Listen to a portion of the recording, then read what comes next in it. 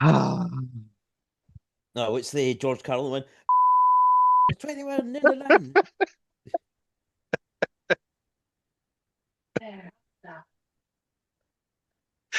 Uh, no, not sorry, not sorry. no, that was great. That was brilliant. Every part of that was great.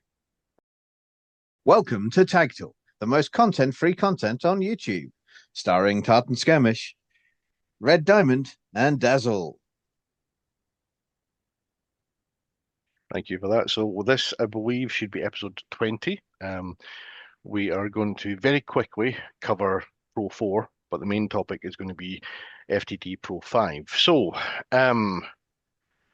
Spectre and Red, or in fact, Red, actually, you want to give us a very quick overview of what Pro 4 was there, seeing as you are sitting quietly and have been doing some little bit of note taking for the last couple of minutes there, panic stricken. Yeah, I've done my homework, sir. Look, see, I've done it. Wait, there was homework? Shit. I mean, no, there wasn't, sir. There wasn't homework. On you Oh, go, you could Red. just tell who was a wee classlet suck up, can't you? But anyway, Pro 4, it was all based on a little independent film from the 70s called Star Wars. I don't know Oh if any man, of no you've one's ever ever seen heard that. of that. Yeah, nah, yeah. So, anyway, all the games were themed around that. We started off with Kill Confirmed, however, we called it Order 66. We then had a game called the Kessel Run. Wonder what we were doing there. We had Clone Wars, What you weren't doing was walking, mate, is what you weren't doing. ta- Tactical Jog. Tactical Jog. And we finished up with 2 rounds of Rogue One. And why did the radio voice come back out? I don't know. Don't worry, it's all good. Right, who wants to go first out of the three of us here for what we thought about Pro 4? I mean, let's sort of start with the sort of big part of this. This was very much kind of taken on and championed by Al, because I know that Al kind of ran the thing on his own because David from FTT was doing Yeah. other events, and it was great to get a whole bunch of people. We got a whole bunch of new people showing up, and also it was just a really who what it was just it was a really good tight game set. Like the thing about and this is the case for FTT Pro 5 as well, the games themselves are kind of the same game, just reskinned, but it's always a really fun and interesting reskin. I'm trying to remember if it's the Kessel Run is the one about was the one where the with the petrol gag, or was that the one before? No, Kessel Run was a petrol gag. Yeah. It was Kessel Wars was Petrol 1. Clone Wars, or Kessel Run was Petrol. Clone Wars was Flux. Rogue One was Yeah. basically the key But style thing. it was Flux with banners. It was Flux with banners. The banners Yeah, were made great. the thing. Yeah, absolutely. Yeah, absolutely. And Kill Confirmed, or Order 66, we call it. It's basically just a warm-up game to give everybody the opportunity to learn the arena. Yeah, particularly because even though like we've been to the depot a bunch of times, they keep changing it, they keep rebuilding it, and they keep adding stuff. So every time we go there, the layout is different. There's new Even things though to run into. new walls to encounter, new holes to hide in, new different routes to kind of sneak around behind the enemy spawn, all of that kind of stuff. But yeah, I think it was a really good game. It was tightly organized. It was all of the games made sense. There weren't any major kind of rules confusions. I think the only real problem, and it's the same whenever we do kill confirmed with new words, is people forget the new words. It's like order 79. No, that's not right. Yeah, yeah. Or just, yeah, I mean, yeah, I didn't even attempt to learn it. I just went up and went, tag, and that's fine. But I like the idea that you've got different words, different phrases, because it brings something to it. I liked the fuel run. We'd played the fuel run previously at Bobba Fest. Bobba Fest? Bob Shack. We definitely done the fuel game in one, I think it was a Mad Max themed FDT Pro. Um, Yeah, no. Pro 2 was Clone. enough. We done it, but we actually had like glasses of water that we had to That take was in it. a bucket. That was it. Yep. That was it. My apologies. It was the Clone Wars that we'd played at Boba Fest.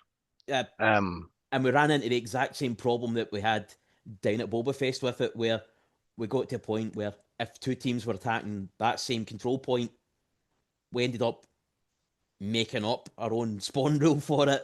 yeah. And a lot of times it was like, right, who was here first? You and you feel right. Rock paper scissors. Who gets it? Yeah, the thing that was always at one point in time during the video we ended up with rock paper scissors for it.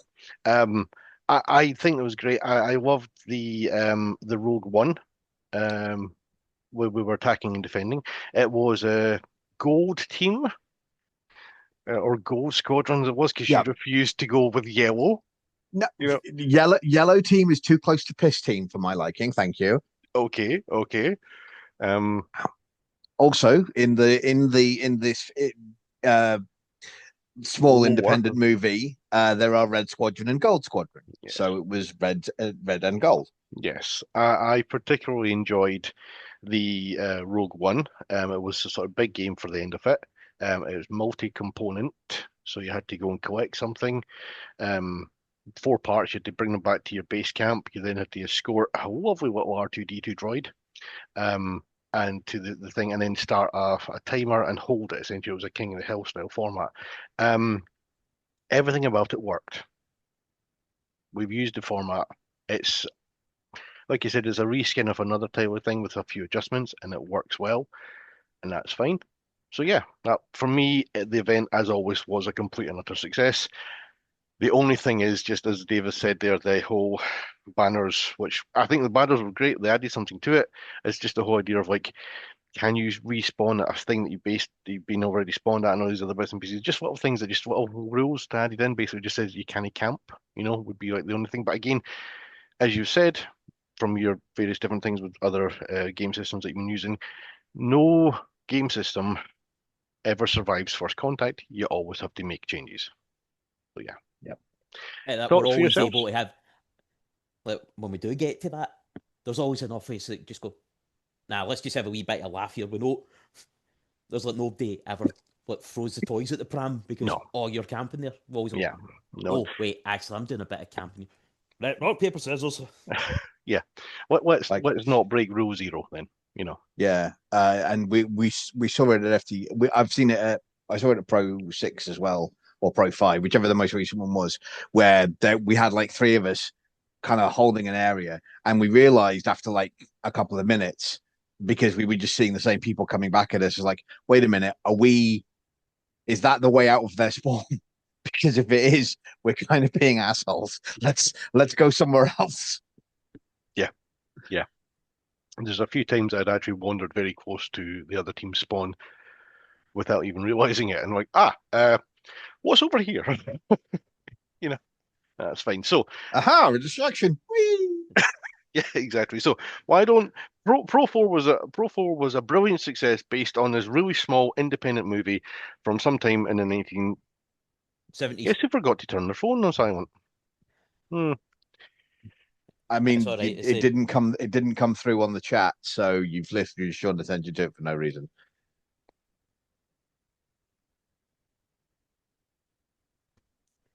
Yeah, it was only the one sound we heard. On to Pro 5. Darren, you joined us from away down south. Why don't you start off the particular coverage just now with your journey up and how it was? Because we don't often get a lot of people coming to our events from England. For some reason, people are scared to cross the border. Uh, yeah, the same. As you just touched on, we came from down south. It was a 3 hour 30, 3 hour 40-minute drive each way, which normally we wouldn't do. It's a bit on the long side for an event, but we make a point of trying out all the events going on at some point or other, whether it be we traveling down south to the London area, or we go up north to your neck of the woods and try your events. Like, for example, the Terminal Infection, we came up and did that once. We came up and did it again because the first time we went, it was just me and Ross, and Susie decided that she wanted to have a go, so we had to come back and do that one again. We've been up to do a stadium. Unfortunately, we missed the bunker one that Al ran. We missed that one. We couldn't make that one. So, let's say this is Pro 5, so this is the first one, obviously, of the series that so far that we've been able to attend. So we came up, and yeah, to be absolutely credit to Al, we had a great time. Say the only thing for us was obviously it's a long way for what was 4 hours game, well, slightly less. By the time obviously the airsofters got out of the way and we managed then to get in initial rules, will you lay down? Initial rules were discussed and explained, and then we got going. Would have been nice if we could have had longer, but hey ho, that's the same with every event. We always like to have longer than we can have, but no, it was a good event. Enjoyed it. It's at the very least that box has been ticked. Whether we come again or not, don't know, because obviously it is a long trek. Mm-hmm. But no, thoroughly enjoyed it. It was the event itself, the venue is awesome, brilliant. Personally for me, I loved it. I can't speak for Ross or young Josh, but they seem to have enjoyed it, and I've not really heard them saying anything contrary.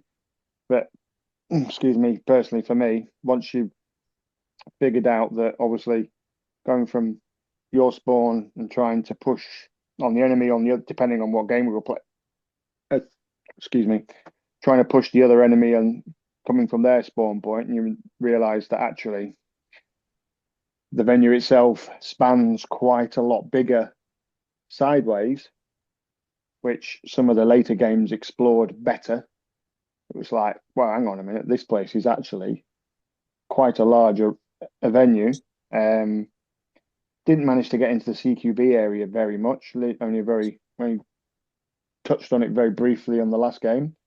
Obviously, the details of which we'll probably go through in a bit, but no, ultimately enjoyed it. Yeah, it was a good venue, good event. Thoroughly enjoyed.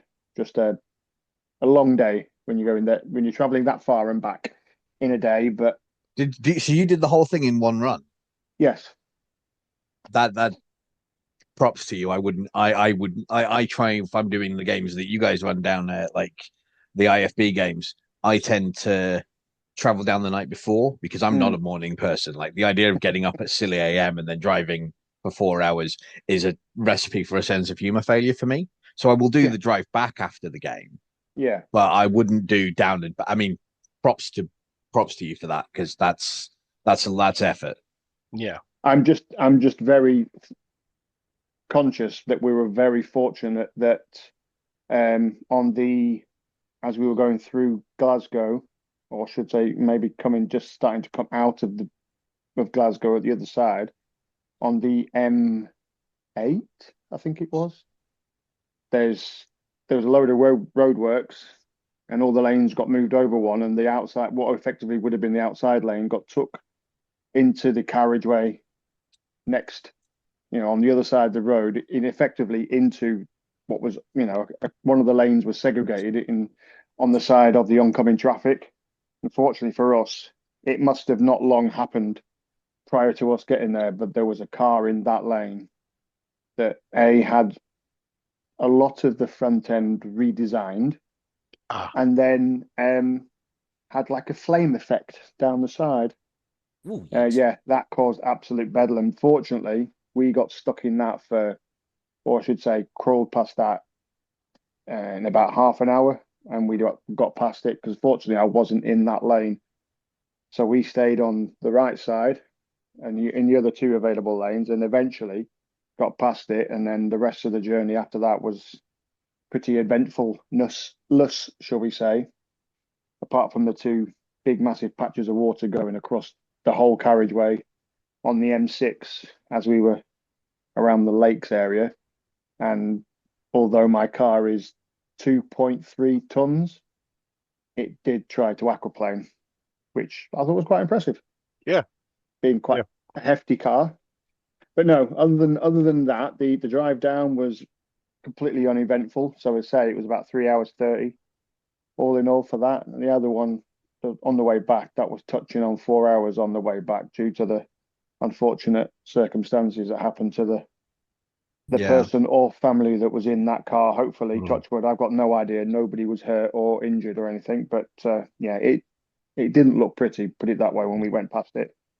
But it looked well and truly under control when we went past. But other than that, apart from that little side note, the event, brilliant. The venue, excellent. Really enjoyed it. So yeah. Sarah and I have. Sorry, go ahead. Thanks. Sarah and I have the luxury of being able to share driving duties. So we have done the down and up several times since we've been together. But that's always a second option. We would prefer to go down and stay over either the day before or the day after. We can do it down and up, and we have done it, but even Sarah and I spotting driving, like it's just more enjoyable just to do it over the weekend, either the Friday and the Saturday, the Saturday and Sunday.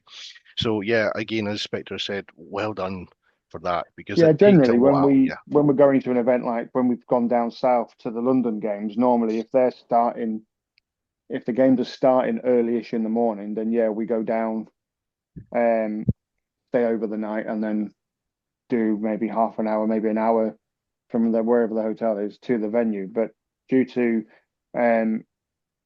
Pro 5 Al's event starting at 12, it allowed us to still do the 3.5 hours, but still not have to get up at daft o'clock in the morning. So that's why we plumped. Plus, also it keeps the cost down of not having to book a hotel room. Get a hotel room. Yeah.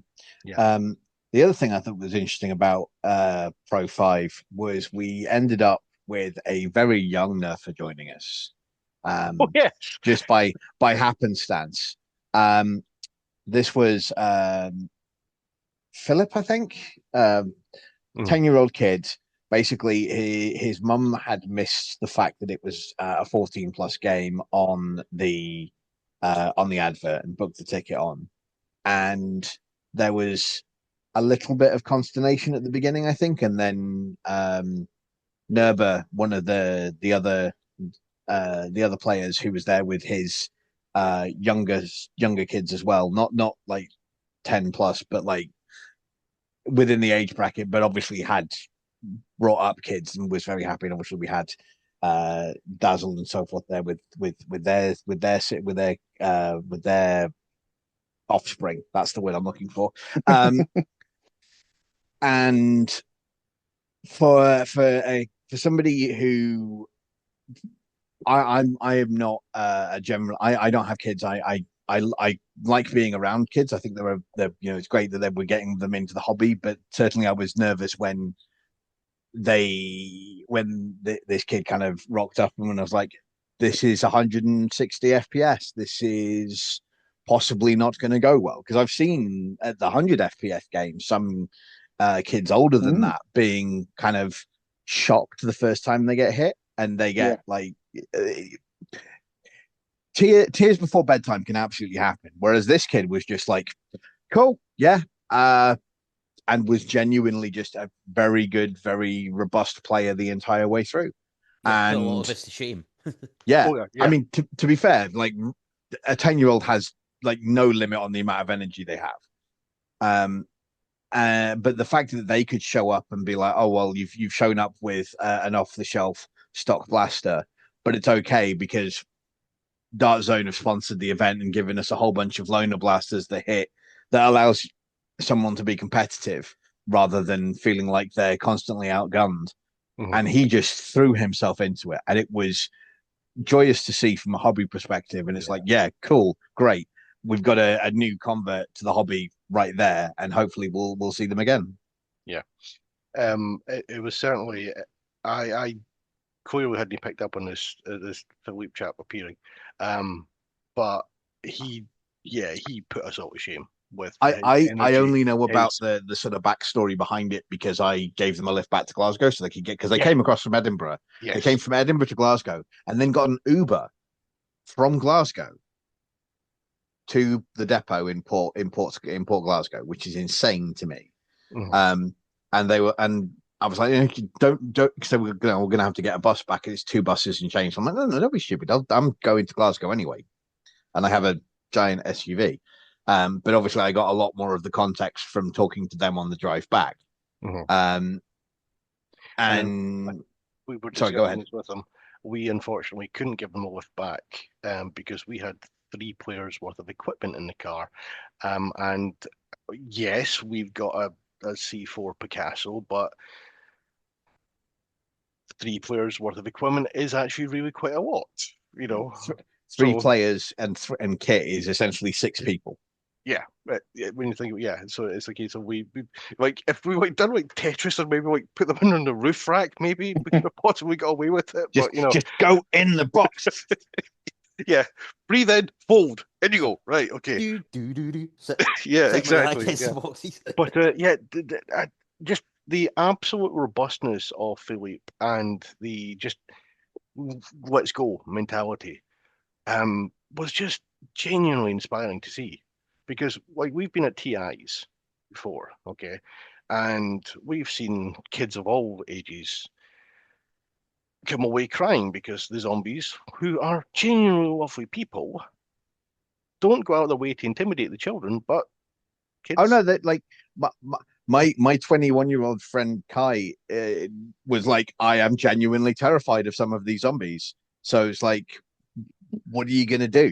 Like, yeah, and that's why the FDT have the kind of big disclaimers on the TI games, which is like, here are some videos of our previous events that involve these scare actors. If your child has a sensitive disposition, you may wish to reconsider this event. here's our battle royale one instead, you Yeah. know, right? Okay, on with the first game. So Al typically does, if I remember right, a kill confirm style game. Yep. When we do, because as we discussed briefly, he does. Ernie does occasionally change the layouts between Pro 4 and Pro. Or at the start of Pro 4 and in Pro 5, we essentially had an entire brand new area, um, which was included in the later games. But if you're not used to the area, you have to very much get used to it. And it gives you two, quick kill confirm style games at the both sides of it, and basically go on, get started, and allows you to run around, get lost, get used to things, get tagged, and have some fun. How did you feel? Because we've all done it, and I still get lost occasionally going around the events. But how did you all feel that again?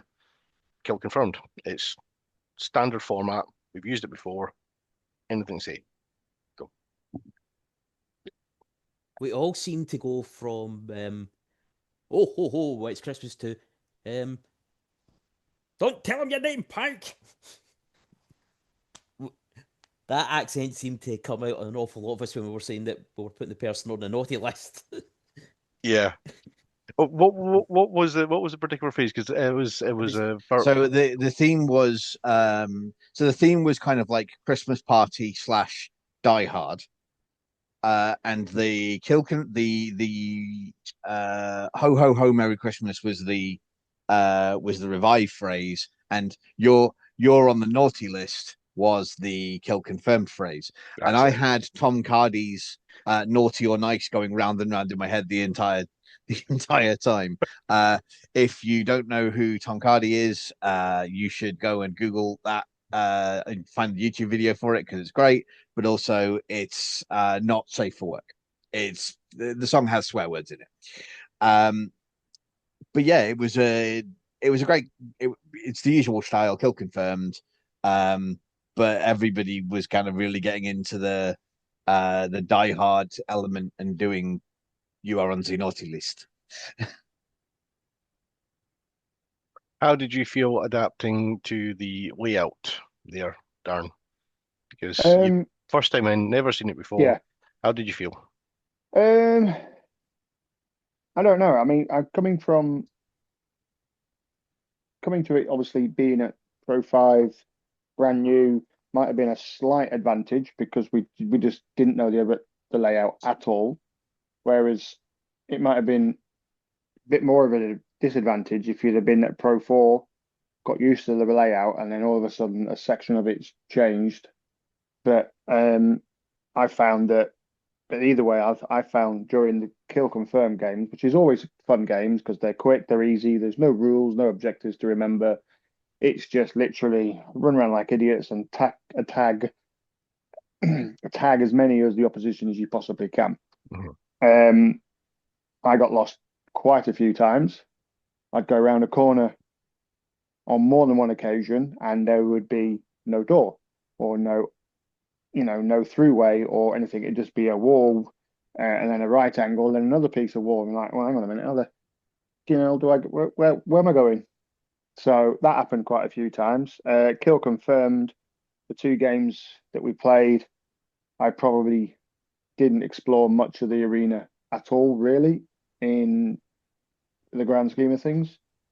It probably wasn't until the later games when there was objectives thrown in and you had to go and find things and stuff like that, when, as we'll get to them, that you actually ventured. I don't think it was until like maybe the second gameplay, which most of the gameplays that we did twice, swapping sides each time.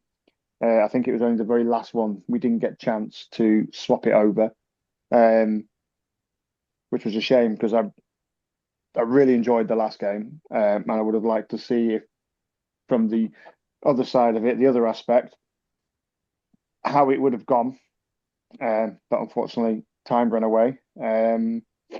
But yeah, it wasn't until later on, probably halfway through the event, before I started, I'd say, exploring more to the sides, and actually, and as I said before and touched on before, actually realizing and discovering just how big that venue is.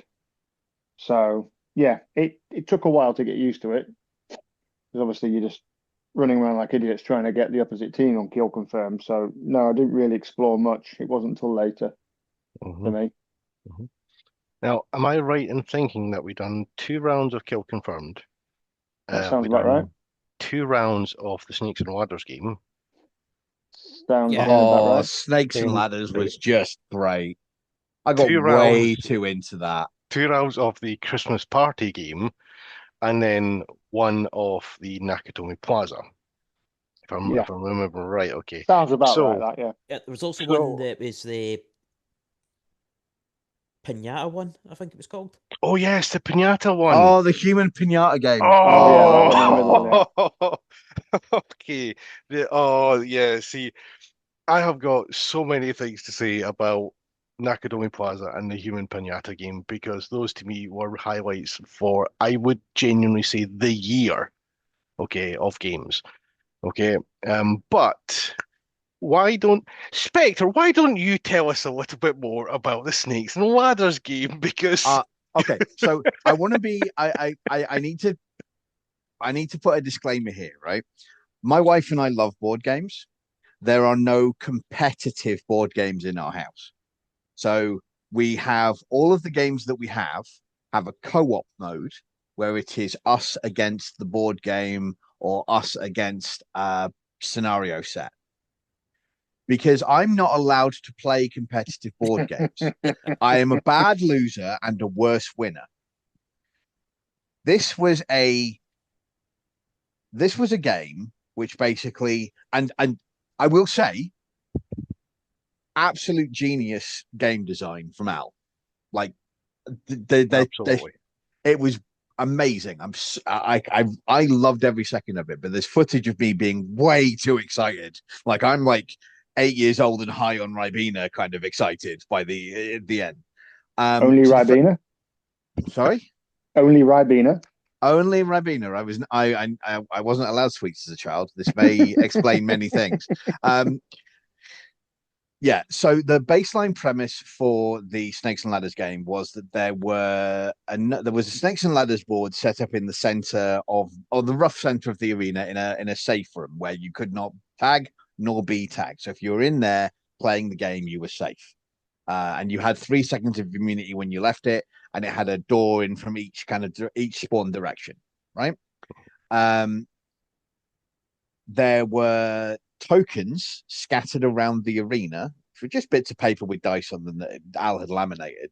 But so they were they were white and obvious, and they were like this, like slightly larger than A5, maybe, like kind of decent sized. And you had to collect those, and then you would bring the token to the safe area, and it would get you a roll of the dice. And you had 1 dice to roll, then you were rolling in order of arrival.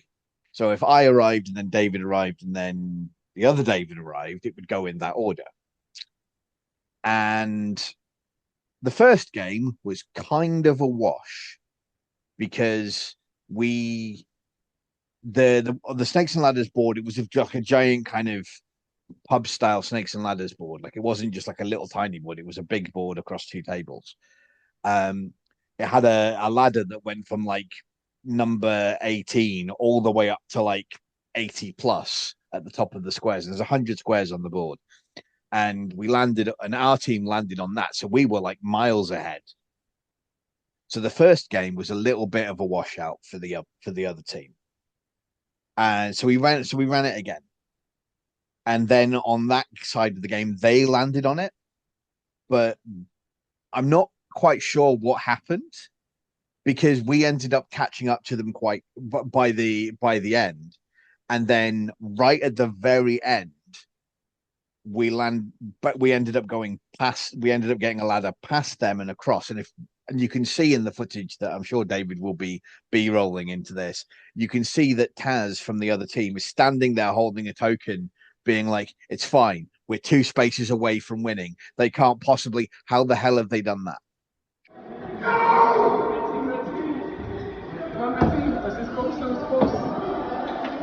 Let it go. 6.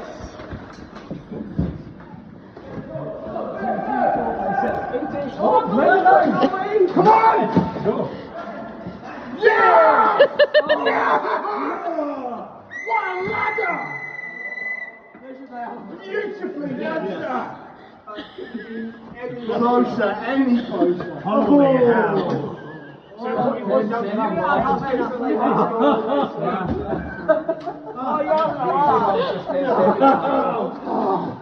We had the last talk, right?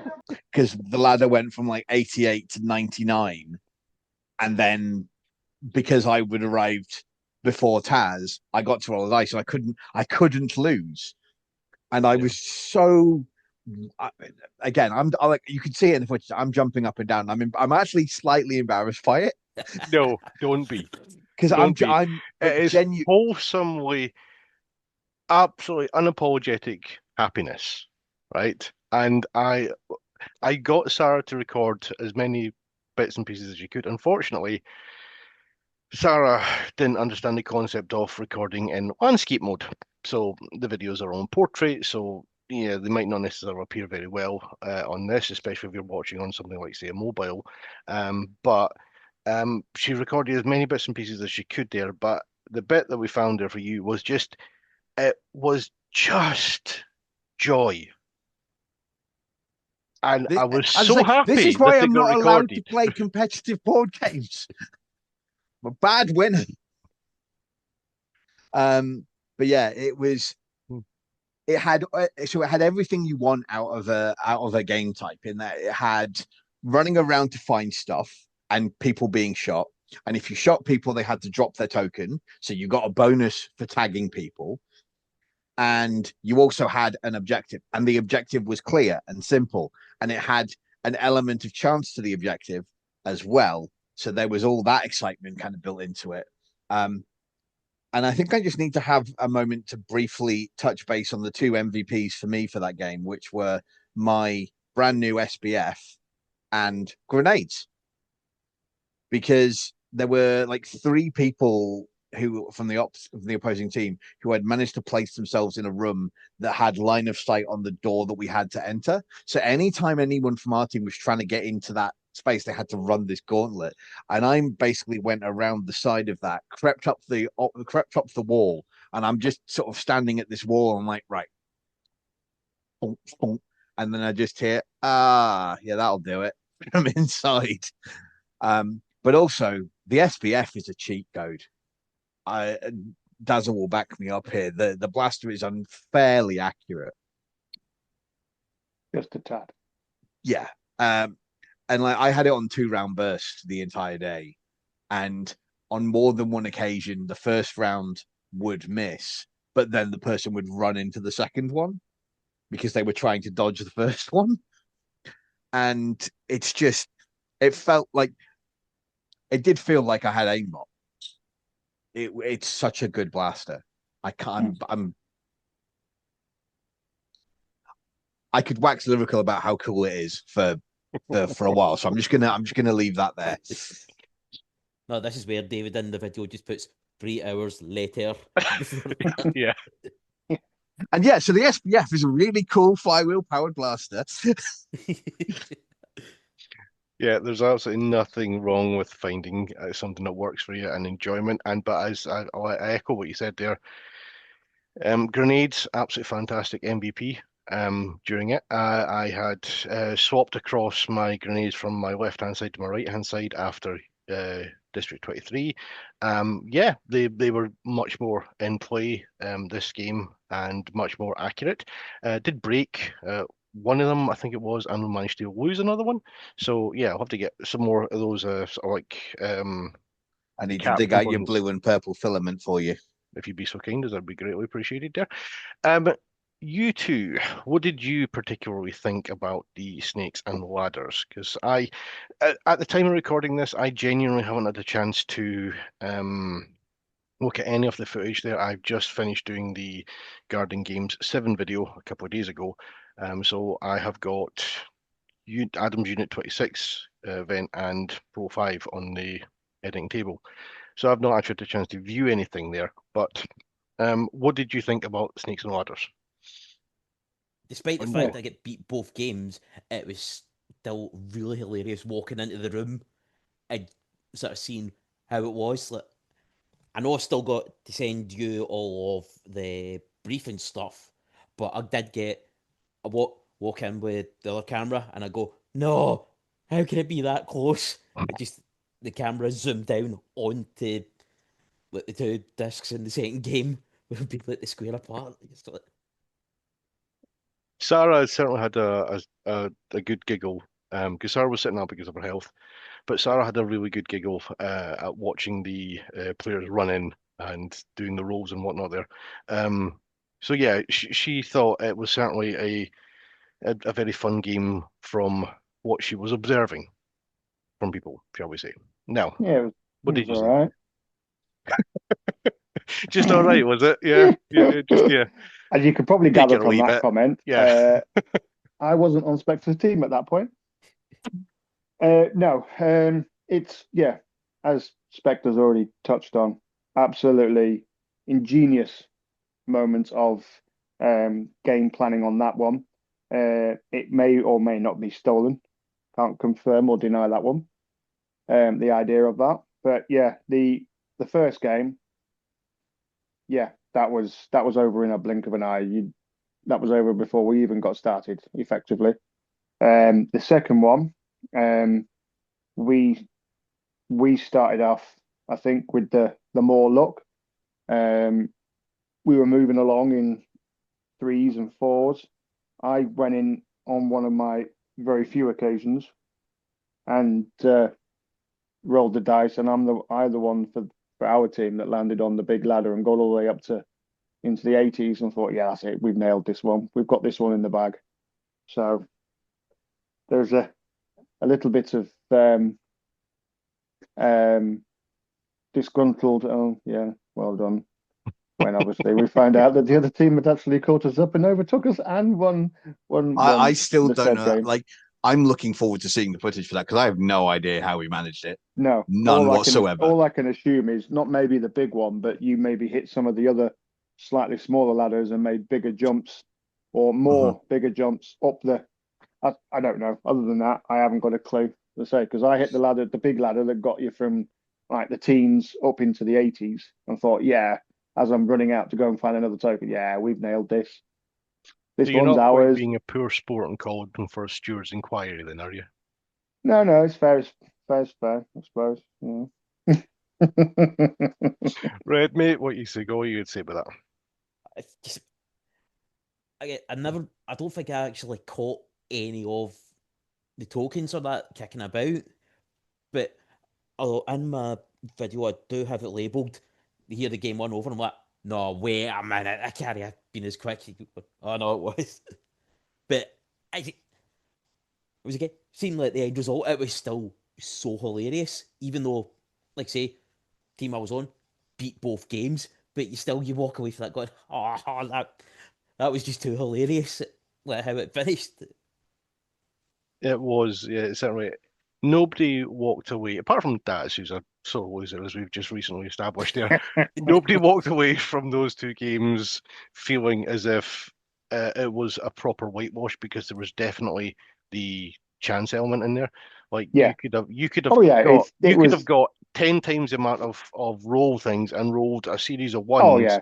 and another team could have taken you over in a couple. I think that was so good that because the chance involvement was there, Mm. I think that Oh yeah, done a without a lot to shadow of a doubt, balance it out. with the choice of board game that he injected into that game, Snakes and Ladders is just ingenious Hmm. because there is no tactics to Snake and Ladders. Snake and Ladders is pure and simply chance. Yeah, It really is. and that's Um, good. and it was ingenious. It's just like you say, the first one, let's say, the opposite team hit the big ladder and went straight up to the top.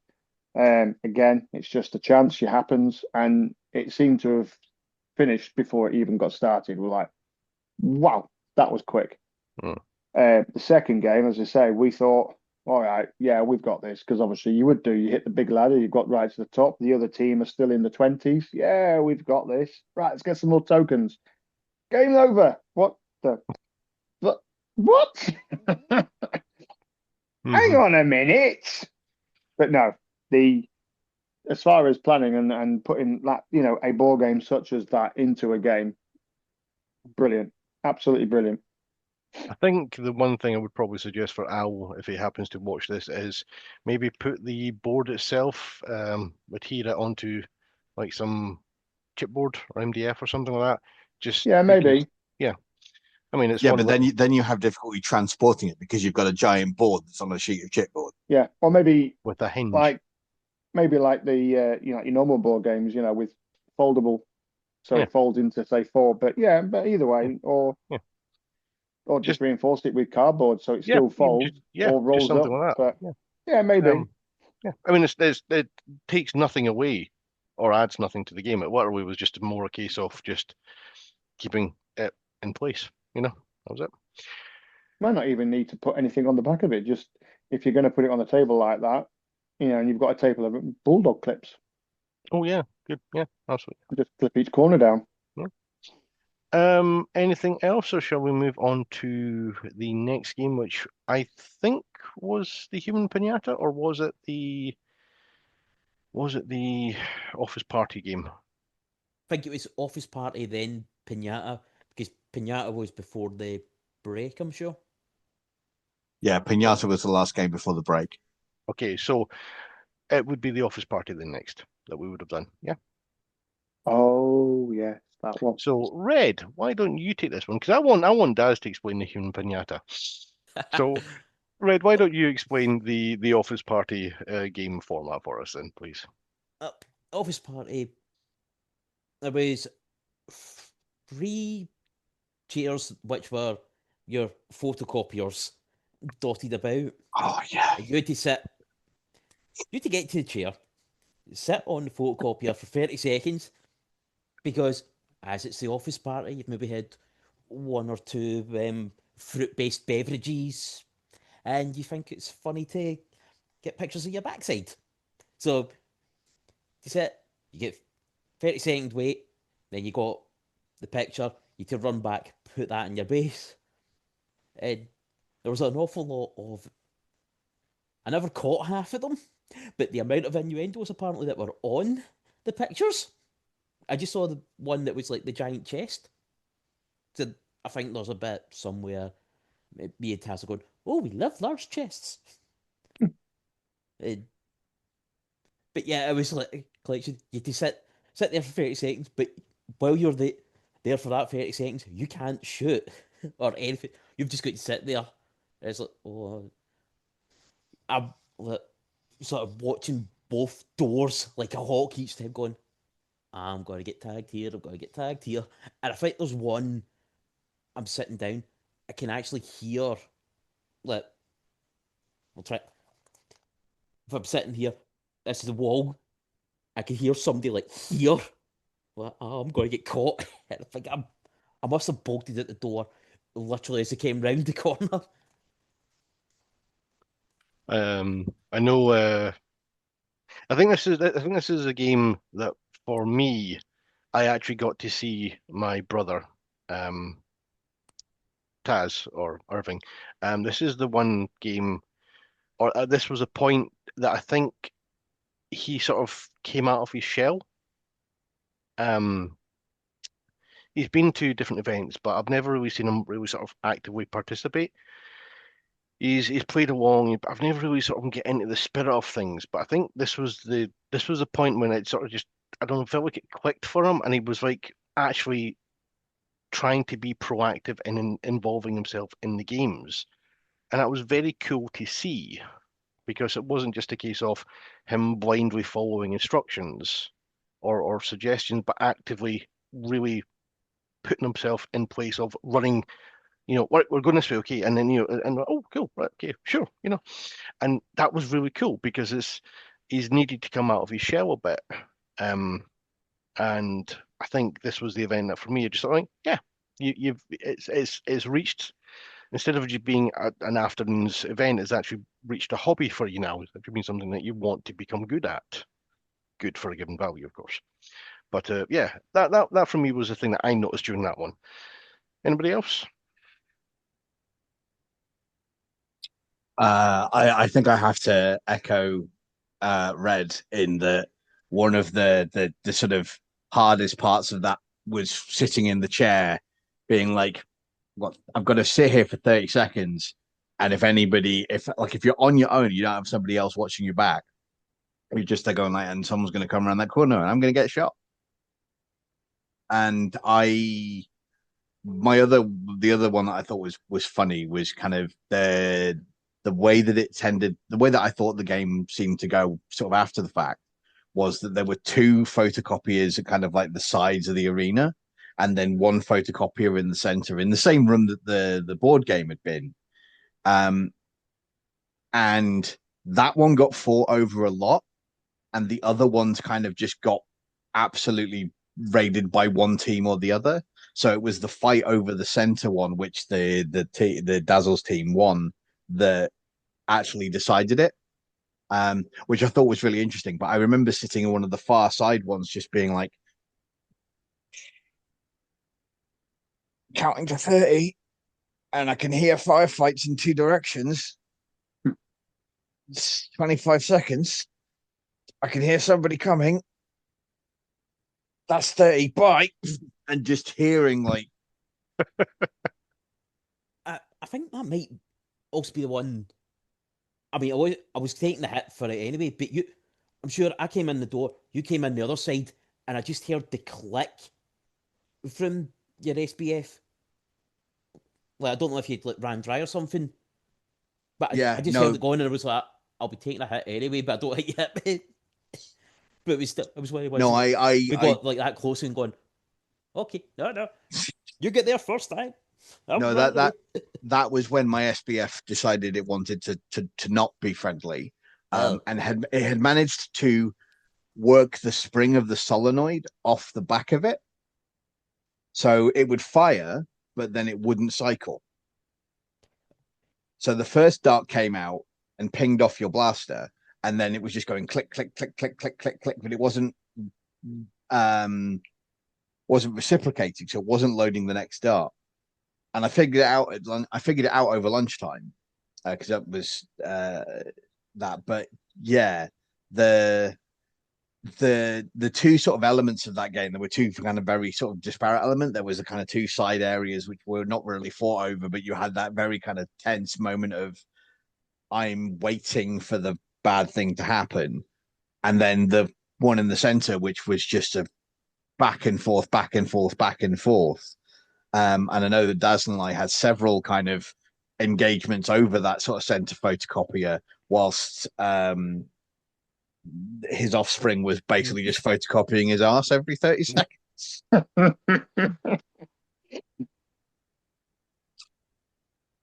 Yeah.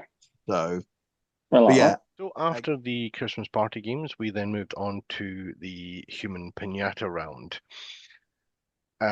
We have our very own human pinata with us just now. Daz, do you want to explain the why on earth you decided to potentially either get volunteered or get press ganged into being the human pinata?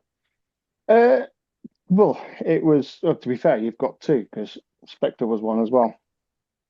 Basically, before the office party game, Big Al came over and went, I want to run a pinata game.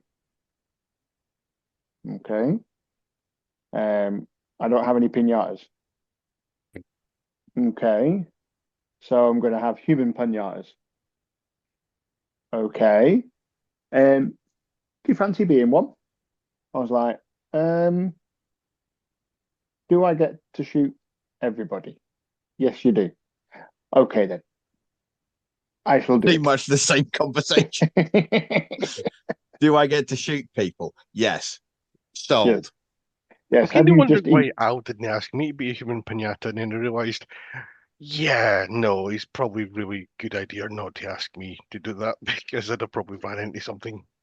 Yeah. You know? He's basically like, have you just doubled my the amount of people I can shoot at? Yes, you have. There you go. Cracking. There is your answer. Aha! Human fodder. Give. So yeah, that was pretty much it. It was myself, Spectre, and a Big Al. Basically, we were as the game in title intends, the human pinatas. Basically, we had a bag each, or a pocket each, or whichever receptacle we were using to carry it, full of gold coins. And on every time we received a tag, we basically dropped a gold coin. And that was pretty much it. Then we carried on. And the opposite two teams still had effectively their own objective. They had to collect as many of the gold coins as they could. Obviously, they were still against each other, although it did very much appear to become basically everybody against us. I don't think the teams sort of like kept their boundaries on in that game. I didn't seem to see much teams attacking, or shooting at other teams. It seemed to be well and truly all focused upon us. So yeah, Never been so glad of my plate carrier because I had like a line of welts up one side where the plate carrier didn't cover. Certainly, I think that this was a game that definitely was one that needed tweaking after the fact. Just because No, I think it was absolutely fine as is, and it should be just be left untouched. I think it should just be entirely left untouched. No, I think that the major issue from my perspective, and this is again not a slight on the game, but it was the idea that because after we dropped a coin, we had 5 seconds of immunity. And I think it would be what tended to happen was either we would then need to immediately shoot the person who shot us during that time of immunity, otherwise they would just shoot us again, or they would um, chase us down so that they could basically keep shooting us and getting us to pop coins out. And I think it would have been helpful to be like, okay, after you have a coin, basically you can't shoot while holding a coin if you're not a pinata, but also the pinata must disengage from you. So it doesn't end up with, cool, I've handed you a coin, I'm immune for 5 seconds, tag. But like overall, it was hilarious because it's just the three of us. Like, as I say, I think Dazzle's right. I think they got to a point where they were like, now we're just all picking on the three of them. And I think the reason why Al picked us is because we all both had a lot of ammo on our person and blasters that had high rates of fire and were very accurate. So it was the sort of people who could basically hold their own in that environment. But it got very Mogadishu like for a bit, where we're all three of us kind of just in the center area with people coming at us from all sides. And I'm like, I've got no coins left, and Dazzle's like, well, I've got coins, but I've got no ammo. And I'm like, well, here's my Diana mags. I think there was a point in one of the videos where I actually run into the center area and the three others are there. And the enthusiasm takes over and I just start shooting everybody, you know. This was the thing. I think I also sort of owe an apology to Al for this because so prior to Pro 5, I'd been cleaning up the two Dianas. Events transpire, I'd managed to break one of the motor cables on Sarah's Diana. I was the plan was before she ended up sitting out for her health, she uses my Diana and I use her Phoenix 2.0. Yeah, if you're not used to using the Phoenix 2.0, its rate of fire is yes. It's full auto from the word go. And if you're not used to its particular nuanced trajectory, you sort of end up just firing the whole mag before you've realised it. So I think there was on several occasions on video where Al just gets lit up by an entire magazine. So I'm like, yes, if he was sort of wimping afterwards, I think might be my fault. So Al, sorry. I'm not apologising to either of you two though. You know. I mean, fair. We signed up for it. We volunteered. Oh yeah. I mean, yeah, you were totally doing that of your own free will. No, like when a game organizer asks you to do stuff, it's generally like good form to say yes. But also, it was like, we're both the kind of people that are like, oh, great, cool, target-rich environment, love that for us. Yeah. I've only got two other things to avoid. That's fine. Light them up. Yeah, for me, the only other thing I would have potentially have changed or altered slightly, touching on what Spectre said about engagement, etc., and then, once you've got a coin, you've got to take it back and so forth and so forth. The only other thing potentially I would have changed was to change the dynamic slightly. Would have been us having the ability, as and when we wanted to split up. Because I think if we could have gone off in different directions, that wasn't a thing. We were I vanished off on multiple occasions. I did on a few occasions, just out of the fact of obviously during basically the torrent of firefighting that ended up coming our way. You two had gone off or gone round gone round a corner. I hadn't seen exactly where you'd gone, and I've gone round a different. And then I'm like, hang on a minute, where am I? How do I get? That's blank. No, I can't. And there was a few occasions where we got split up like that. But I think if actively being able to go our separate routes, or if we wanted to go in separate directions, I think that would have made for a very different gameplay as well. See, I think that's interesting because I didn't at any point take we have to stay together as a rule. I thought it was like a tactical decision, but not a game mandated one. Right. I actually thought that like hemmed yous in. That's how the three had got together. I thought yous were supposed to be dotted about and we to go find yous.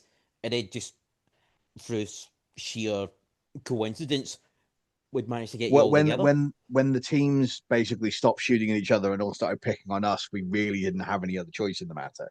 But yeah, like I certainly earlier on in the time, I was deliberately trying to stay away from you and Al to provide another angle of fire. So I think definitely some clarity there, but also from the when we play humans versus zombies, immunity, there is a count. So like you count 5 when you're stunned, and then you count back down while you're immune. And I think if we just added that into it, it would be super clear to everybody that we're not going to drop a coin, and we can shoot you, and it makes no difference if you shoot us. So you should probably be running. Yeah, I think that makes an absolute great idea because without that count, essentially, if I saw one of yous, I just took a shot. I don't really, at least how I was playing it was very much it was hunting the pinata. And I know that I got quite a few coins. It's fine. I didn't feel bullied or targeted at all. Fair enough. Okay. Nah, it's honestly I like don't. One, you have plate carrier. Okay. and 2, I I have didn't. 2. Yeah, like Dazzle was just running around in his shirt sleeves. Yeah. So, yeah. Yeah. And also, you got me back a lot of times during the other games. Possibly. I mean, there's a lot of you to hit. I'm gonna get cancelled. I'm gonna get cancelled for that.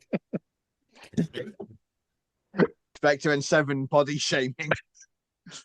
No, I can only make this joke because I'm also a fat. Yeah, true. Okay. But yes, no, it's genuinely just it's all banter anyway. It's given some of the stuff that we've said to each other over the time that we know each other. Yeah, that's really quite tame. Same. Yeah. For any lawyers watching, yes, this is the clean stuff. Yeah. Yes. Just there's a reason why we've never broadcast Helldivers. Oh, I'd love to do a Helldivers themed game at the depot. Actually. Oh yeah. That's no, Helldivers at Dishfith. Yeah. Oh, that reminds me. I really need to actually send you all that video that I done, because I actually I hosted a war like mid-November for like MLO, and the last game of the night was called "No Stage Diver Left Behind." Brilliant. Love it. Love the pun. Love the pun.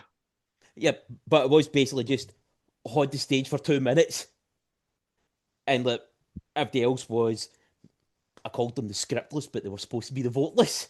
Yeah. And you, obviously, if there's 4 of you on there, hey. Helldivers team, hold it. Yeah, no, that would be brilliant. No, one Helldivers themed event would be phenomenal, just absolutely amazing.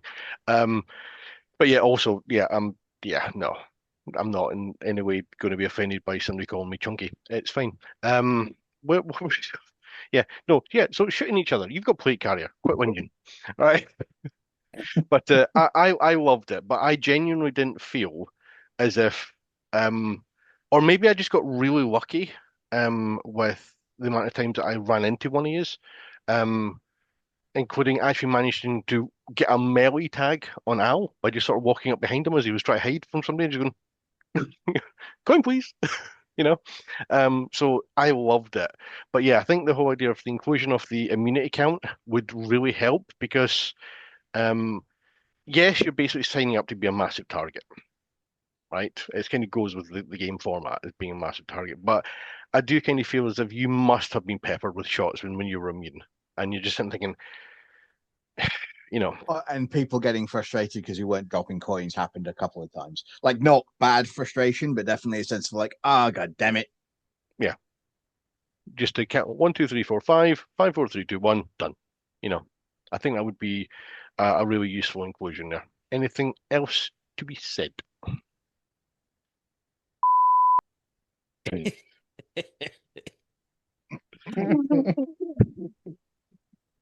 Ow, my lungs. Do you want to explain the chickpea joke now that we're recording? No, no, no! Do not want to explain the chickpea joke. Cut to technical difficulties and back again. Right. Okay. So before we go completely off topic as per usual, the last game of the venue or last game of the event. Now, who wants to explain that one? Because it was possibly the best game of the year for me. Well, that was Nakatani Plaza. Effectively robbed the vault. Terrorist versus security. Yeah, terrorist versus security.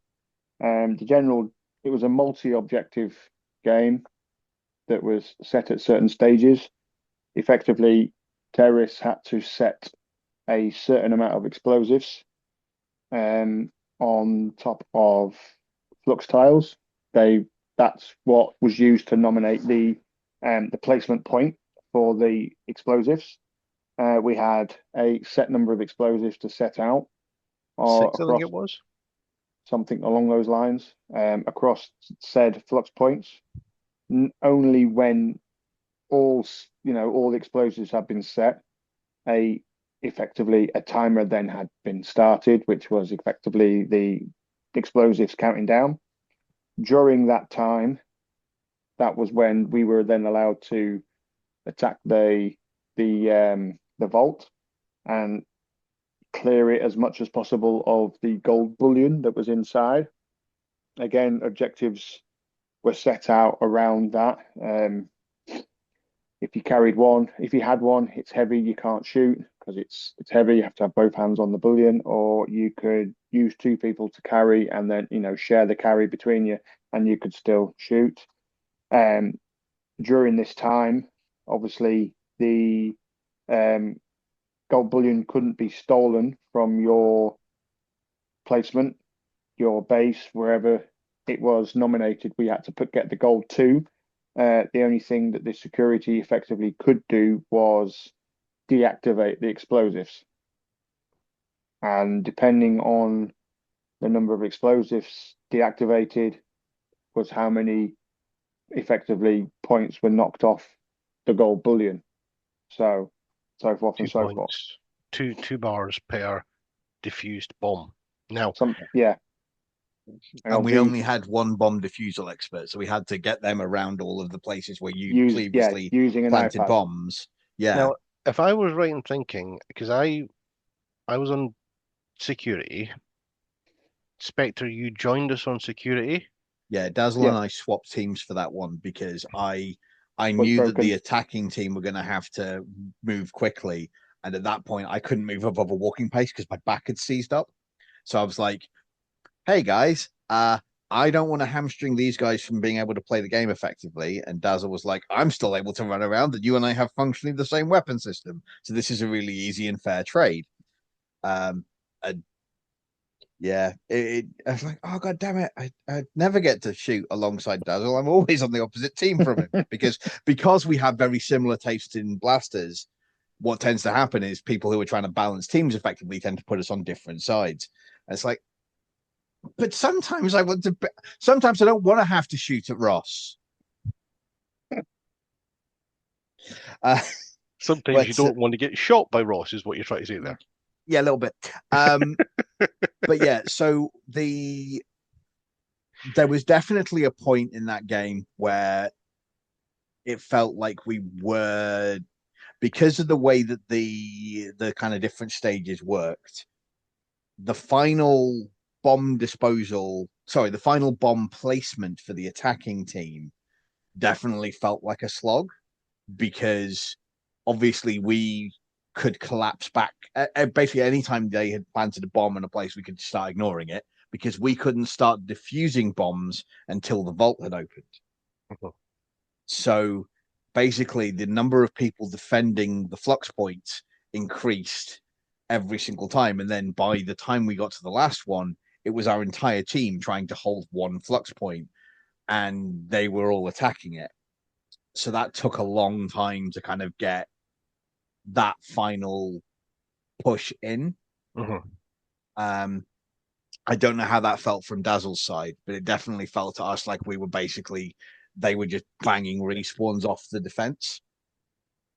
For me, as far as that, I didn't really look at it from that point of view. For me, that's the sort of game, especially in that sort of venue.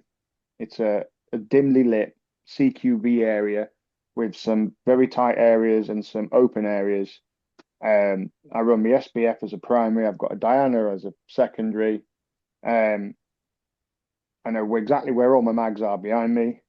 And I had my bandolier as well for some extra. Every time I got to a really tight spot or some of these like sections off rooms, the SBF was dropped in front of me on the sling as how it's been set up, and it sits just there, and I'm straight onto the Diana, and it's just that sort of game fits me and how I play to an absolute T. And I was in my element in that game. Every now and then you get a game also. I've said it before, when just everything seems, you just seem to be able to tick every single box, and as the proverbial goes, you just feel like you are literally on fire. I was tagging people left, right, and centre. I was flanking, going round, getting round them, getting behind them. I was a pig in the proverbial.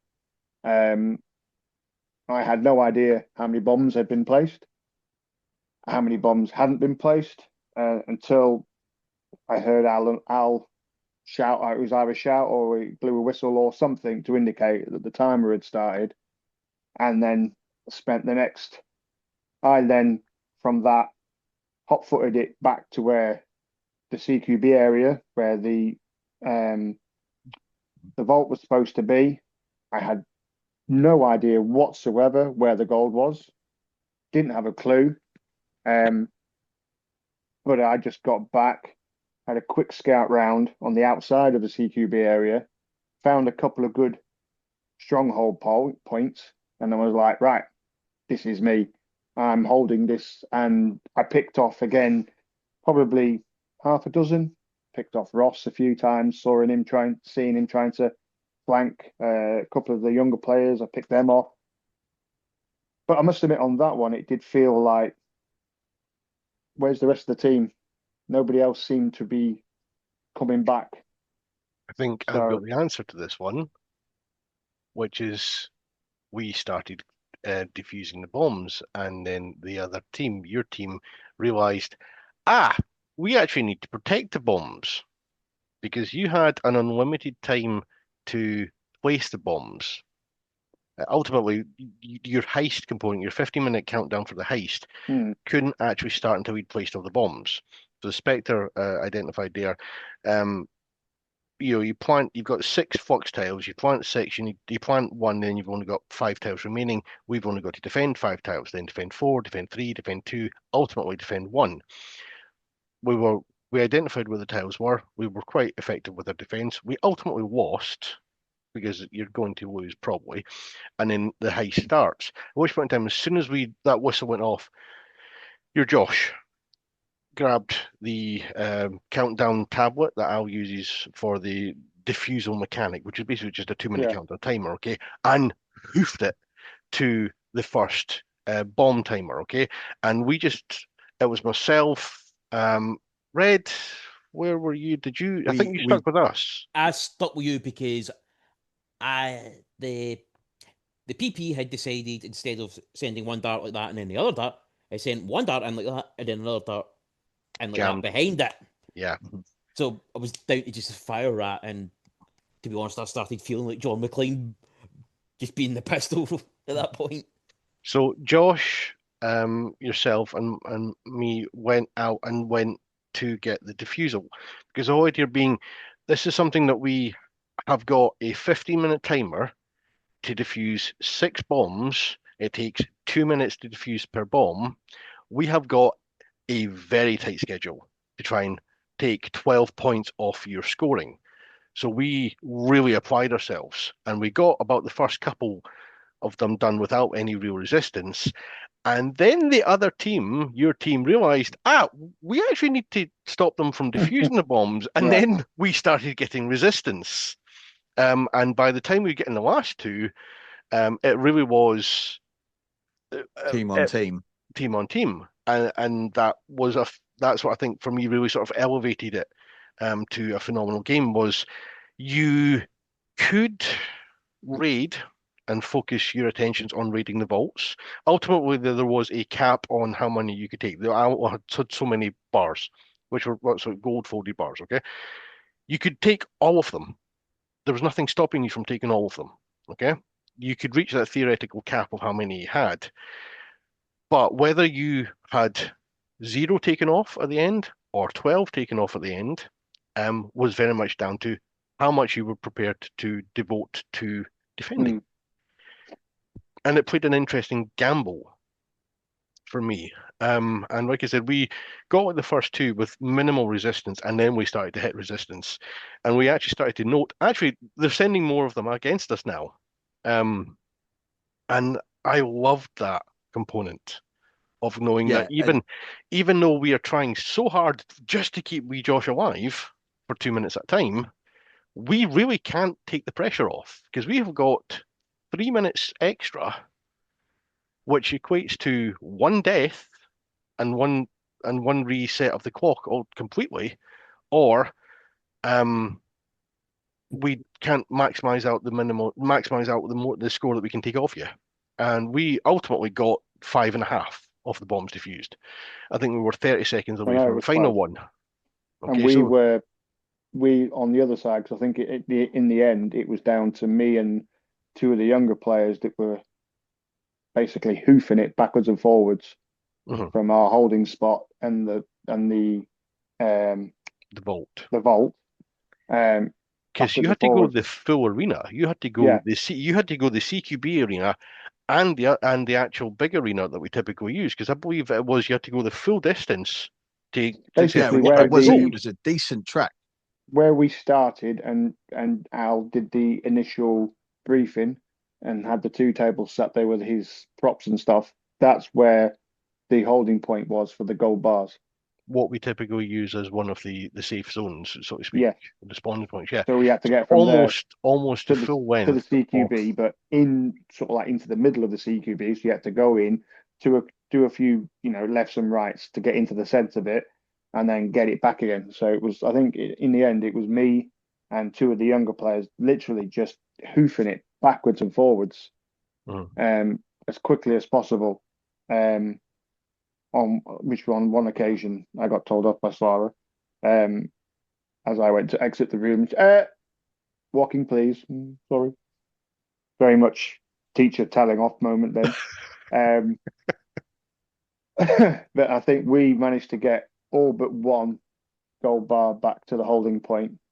And obviously at that point, pretty much, I think, if I remember correctly, the young lad that had the last bar, he was literally 3 or 4 foot away from the holding point when the whistle blew. So we were literally that close from getting all the gold, and you were yourselves on the other flip side were that close to getting all bombs defused. All 6 bombs defused. But the lead up to the vault being opened, whilst we were trying to place and you were also trying to defend, I love that bit. That bit for me was just awesome. Yeah, that was an attrition point there. Just that fight for it. I think sort of talking about this now, like this kind of game type really kind of epitomizes the difference between the pro games and the family games. Because if you tried to do a game that complex with 100 screaming 12-year-olds, it wouldn't work. Oh, it would flop.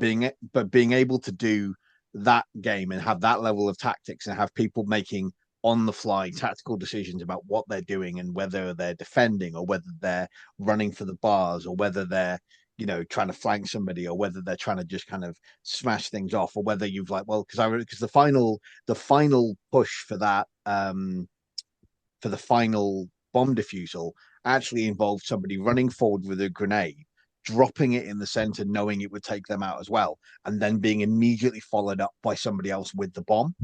So that they basically took it, because the problem was we still had the respawn mechanics, so we could tag people back in, which meant that they needed a way to basically clear the board in order to get the C4 charge into play, and that was what actually kind of took it out. But that kind of tactical play is something that is the kind of the raison d'etre of the FDT Pro games, in that whilst we do have some games that are kind of running about, and like the board game was very simple, it was just shoot people, play the board game. But then as the day went on, we got more progressively more tactically complex, and then at the end we've got a multi-stage game with multiple objectives for both teams and so many different ways it could play. And that, I was quite disappointed to not see. That was the one game we didn't get to play both sides because we ran out of time. And I would have loved to. I would have loved to play the other way to see how it's panned out. Yeah, I'd love to see the tactical decisions that the other side would make. Yeah, that you would make from the other direction. It would be super interesting to see. But I can't imagine Al won't run that again, because it was brilliant. Well, he's done the sort of Resident Squirrel game on 2 separate occasions. The one with the keys, the padlock, and the vials to get back in. Where's my Resident Squirrel tag? It's done, not here right now. He's done that one twice, okay? And it's a similar format. It's collect something, decode something, take something multiple times from base camp to center room, and put them in place. So it's multi-stage objectives. It's choke points in terms of, like, you get 3 of the keys and they don't have the 4th key. If you hold the 4th key, it's a choke point there. If you choke them to something to get in the room there, there's certain different things. And it's the complexity that simply says, if you want to play something really complicated or not, I don't think it's really complicated. I think it's got depth to it, not complications. Yeah, I think that's an important distinction. Like, it's not like, but it is definitely objective-based gameplay. Yeah, and there's definitely a level of involvement to it. It isn't just run around and tag people. No. And we've talked about this on previous FDT Pro discussions and on previous other games where we've talked about there was a bob of the different kind of play styles that people can have, and some people just want to run around and shoot people. Yeah, and that's fine. Yeah. I wasn't going to mention any names. I've gotten into trouble for that before, but like. So, and some days I have also been like, I don't want to say it's a problem, because I'm aware that because it feels like a level of trust is often instilled in by the players, but people who've been playing the hobby for a while, who've been doing these games for a while, you will often be sort of, and particularly if you're wearing like a full set of tactical gear and you look like you know what you're doing, the other players will kind of look at you and be like, okay, so what are we doing? And I'm like, I am not in charge of you people. I am literally here to tag people and chew bubble gum. Whereas I've completely lost my train of thought. The basic idea being that there's FDT Pro has placed upon you. No, I was more trying to be like the point of like having that, like, there's nothing wrong with simplicity. There's no requirement for every game to be multi-objectives and have props and all of that. Like, but it's really nice that FDT Pro does do that. Yeah. And I think it's really interesting to look at the distinctions between them, because there's no such thing as a bad Nerf game. There's just a game that you don't necessarily vibe with. Yeah. Like, I know people that I travel to the US to play Humans versus Zombies, and I know people that can't stand the idea because Humans versus Zombies is not for them. But at the other end of the spectrum, I love it to bits. Yeah. So as long as you know what you like, and you basically, if you people should find out what their jam is, and if something isn't your jam, then you shouldn't spread it on your toast. Yeah. But as Dazzle says, like, he was absolutely in his element in that final game, and I lost track of the number of times I just saw him kind of just grinning like a lunatic, being like, "I am John Wick. This is great." It all ended on a high. Doesn't even matter who won or who lost that match. Did we all have fun? Yes. Then we all won. It Yeah. was great. It was fantastic, and that We won. really Did is we what it all was end all up having about. to crawl during the dart sweep? That's a different Yes, story. absolutely. Yes. Oh, interestingly, on the subject, but when you're sitting talking about turning up in like full tactical gear and people looking at you, um, when we were rolling in the morning, with a whole bunch of I genuinely believe it was like a works party or something that Ernie had put on. And there was a whole bunch of people who were doing airsofters, who were coming in airsoft, but they weren't actually dedicated airsoft players. They were like a works party doing airsoft. Okay, when we all rolled up with like T-stack boxes and a lot of equipment, that we certainly got some looks as if to say, "Yeah, you won't take this seriously, don't you?" No, I didn't have the heart to tell them, "Yes," and it's just all nerf. Because I think it would have been like I We think it would take have it just gone we like take you're it shifting ahead. serious.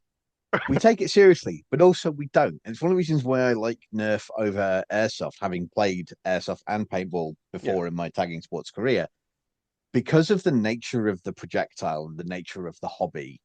There is always something inherently silly about Nerf Yeah. because we're playing with children's toys. Let's Power children's toys. let's Yes. let's all be honest. We're old men who should know better, and we're all playing with children's toys. We all grew up with Action Fundamentally, Man. yeah. I mean, But some of us are Yeah, admittedly older than others, you know. Yeah, fundamentally, when you boil it down to its core, that's exactly it. yeah. An overgrown game of tag with kids' toys. Yeah. But Exactly. and that me and like we're playing a game. We're playing kill confirmed, but we're saying you're on the naughty list or ho ho ho Merry Christmas. You can't take yourself too seriously, and I No. think that's why we don't get kind of people raging in the hobby. Like I don't see people like throwing blasters against the wall and like the kind of YouTube videos you see on airsoft where there's people who are like, "Ah," and people starting fights over it. I've never seen somebody start a fight over Nerf because you can't take it seriously enough. Yeah. but I think down at Boba Fest there was a bit of aggro, but it was also at the. I think we'd been playing for like an hour or something at that point, but the aggro was sort of. You could tell what. No, wait a minute, hang on. I can see why you're thinking that. But it was very polite aggro. Like I could actually imagine this. It was a round table of aggression, or A aggression, if you know what I mean. misunderstanding. Yeah, A misunderstanding which had one or two heated words in it there. Um, yeah, no, I've that you're more likely to get pissed off at your equipment malfunctions than that you are at another player. Yeah, You know, yeah. um, the FBF malfunctioning, or like for example, Oh, I'm just remembering the moment in the attack and defend when I kind of was like, I charged the room, came in the room, sprayed an entire magazine of darts, and I got everyone in the room. And by the time I got to where Dazzle was, I'd run out of ammo. And it's just like that kind of Pulp Fiction moment where where the guys come out with a hand cannon and they have completely failed to hit anybody. And Dazzle just kind of looks at me and kind of gives this really big grin and just gently lifts his Diana and points at me. And I'm like, I'm gonna take that because I cannot reload fast enough for you not to tag me. yeah, But it was just that sense of like, oh god damn it. or even the point like for Pro 4 when you and I were having a bit of a firefight and I go to run away, you light me up, but each one of the shots genuinely hits the tack belt and I don't feel it and I'm not aware of it in any way, shape or form. And you're like, yeah, you're definitely dead. And there was no dispute, it was just case it cool. Did you feel it? Yeah, Yeah. And back to respawn. it's the same way. Like one of the things that I like. Sometimes people bring up the fact that the plate carrier. Sometimes I don't feel the hits. I'm like, cool. If you've hit me and I haven't called it, tell me because that's a responsibility that I have as somebody who wears that equipment to be like, well, I'm aware that I might, and particularly when we did because I bent to terminal infection a couple of months ago, and it was night and day difference because when it's 100 FPS, you genuinely can't feel it on bare skin sometimes.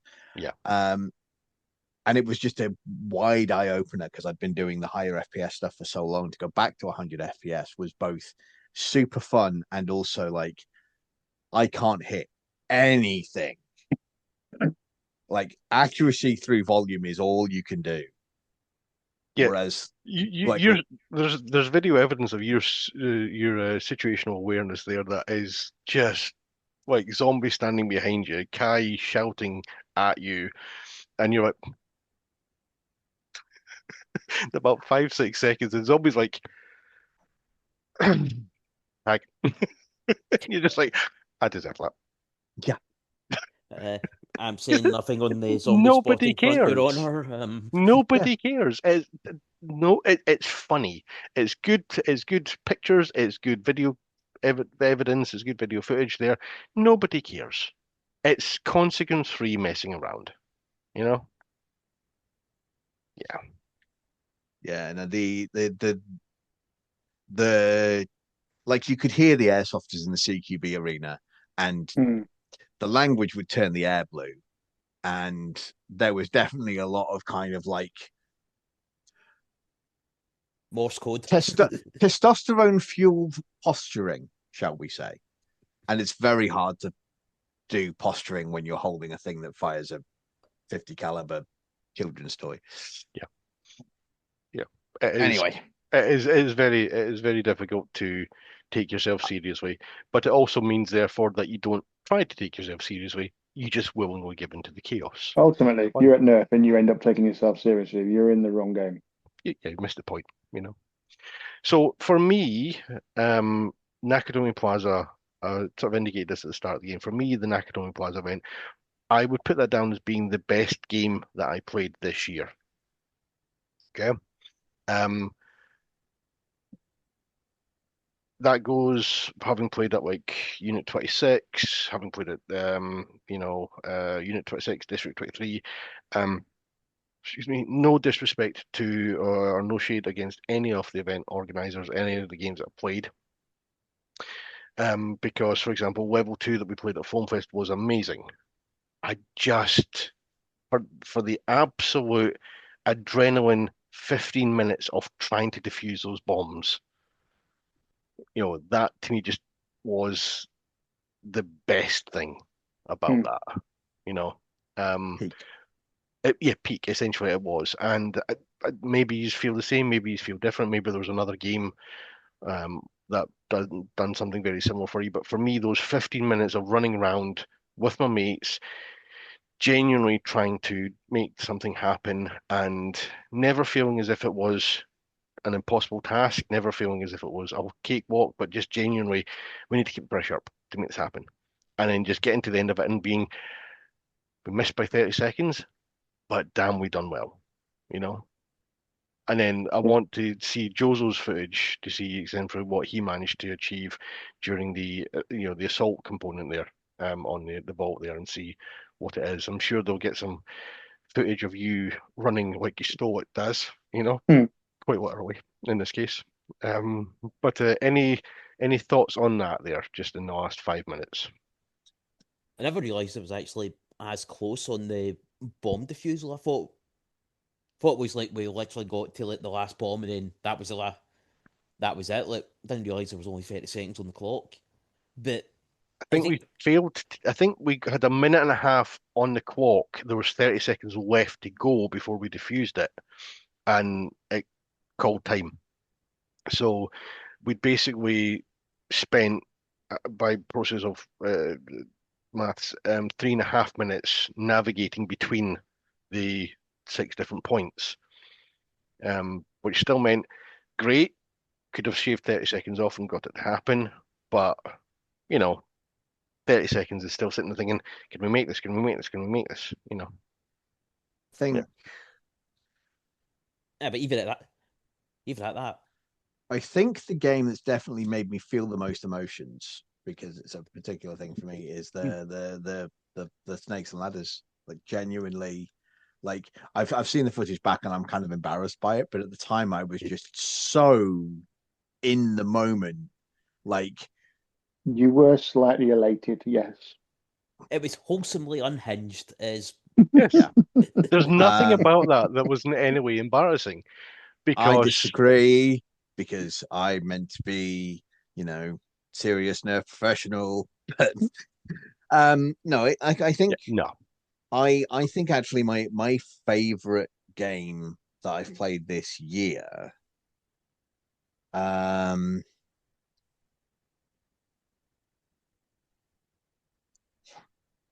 I haven't played that many.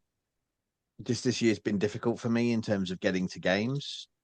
Um, and I've been concentrating on LARP. So, but the I think FDT Pro 4 actually was the best one because of for me at least. Mhm. The Rogue One game, just in the same way that Dazzle said that there was a point in this one where it kind of clicked for him. When we were doing the Rogue One game, that was very much one that kind of clicked for me Mhm. because of the nature of the tactics that that game required played into my playstyle. Yeah. But like of the games I've attended this year, like the FTT Pro games are very, very high up there, and long may more of them continue to run. And if you're watching this and you're interested in attending one, keep an eye on the FTT website, uh, on the Britain of Discord they get announced, and on the FTT Facebook group. They're absolutely worth the trip, and you should totally come and shoot me and Red and Tartan and maybe Dazzle if he wants to come. The only downside is you have to come to Port Glasgow. Don't tell. It's a really nice area with some really nice views. And Ernie as a sort of The host site for is it is brilliant. the site is great. Yeah. It- I like he think puts up with the fact that we spend an hour dart sweeping as well without yeah. being too narky about kicking us out. Yeah, no, he's very sound. I think for me, you were saying about the Rogue One. I think at the time when I threw out the 4 smoke grenades, my brain went, "This is a great way of doing things." And then I'm like, upon reviewing, I think like, yeah, but what did that actually cost the other team? Did it take away from their enjoyment of it? And quite possibly, I think the answer is yes to that one because you're just thinking, yeah, that's a lot of smoke in there. Yeah. So I think for me, I was talking like I smoked for 20 day after that. But like the yeah, reason why Rogue One I think hit the button for me was carrying R2D2 and feeling and with like 5 or 6 of my team around me and the shield, the guy with the riot shield in front of me, and just that move Riley, and that yeah. kind of because that's a auxiliary special is that formation because we've done it before and it's one that I knew well, and it just felt really kind of like yes, this is my kind of movie moment of carrying the droid with the Death Star plans. It's like It was your Princess Leia moment.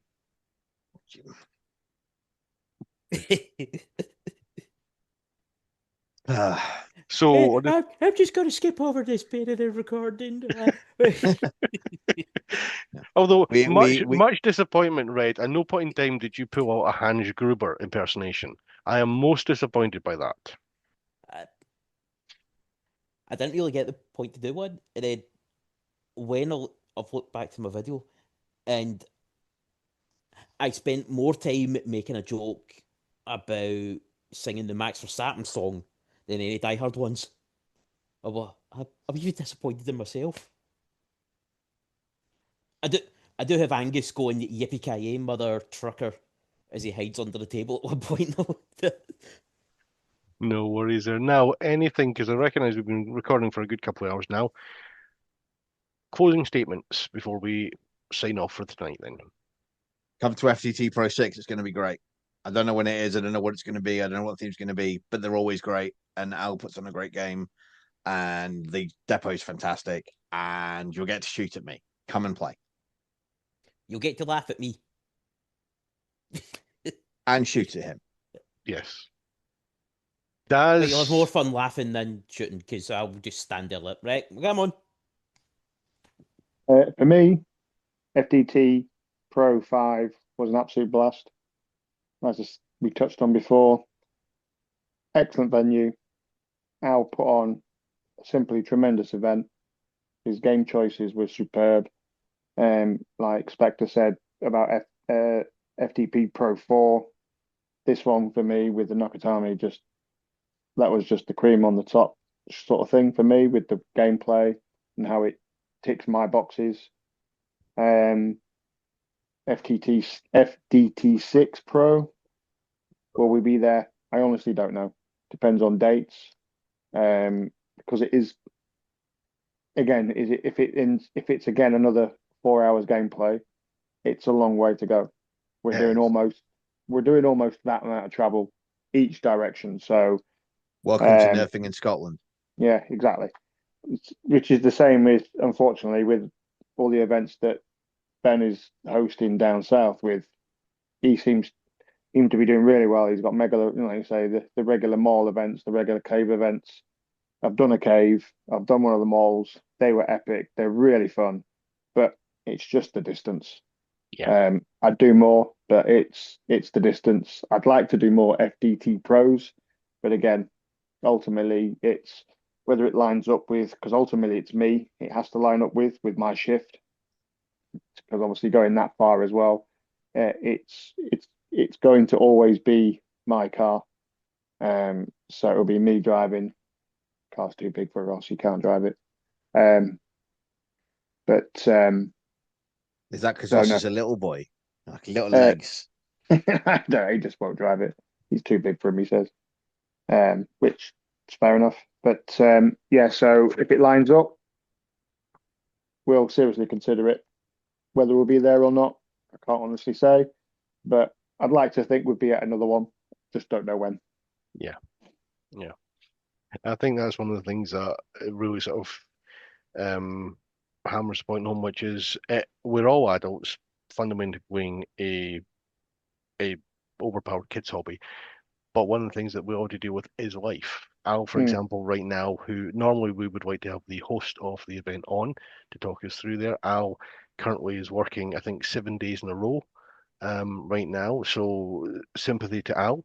Well done you. I'm lucky just now because I've volunteered for Christmas Day shift, so I'm off just now. I'm off this weekend as part of when we're recording just now. Instead, I'll be dealing with the public on Christmas Day. So we all have different crosses to bear, shall we say? Some of us finish up on Tuesday morning until the 4th of January. Just if I rub it in How'd you anymore, kick it's somebody off see-through. Zoom? Right. Well, if I rub it in anymore, it's see-through. So. Yeah, Yeah. I need to go because I need to put some food in my face. So In which case, thank you once again thank for you to hosting. everybody. Not a And I'm problem. the same. I'll be going because I'm up at 5 in the morning. Oh, goodness me. Oh, no. In which case, thank you to everybody for joining us for episode 20. We shall see you for episode 21, which is, I have no idea what it is. We'll find out eventually when I get around to it. New Year's Eve drinking session. Aye. Night all. Night all. Right. Catch you all later. Yeah. Night, gentlemen.